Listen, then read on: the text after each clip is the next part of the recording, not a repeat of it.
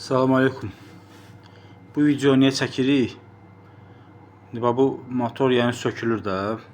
Nəyə görə sökülür? Çünki biz burada eksperiment aparırıq da, belə motorları yığırıq, sarıyırıq, sökürük, maqnit düzürük, azaldırıq, çoxaldırıq. Yəni bu generatorların ərsəyə gəlməyi rahat başa gəlmir. Bir neçə dəfə sökülüb yığılır və indi bu generator 2 dəfə sökülüb yığılıb. İndi 3-cü dəfə sökülüb yığılır və müəyyən olunan bir nəticə əldə olununca sökülür, yığılır və hamısı yazılır dəftərə. İşlənir dəftərə ki, məsəl üçün belə deyək, hansı sarğıda hansı nə qədər tok olur.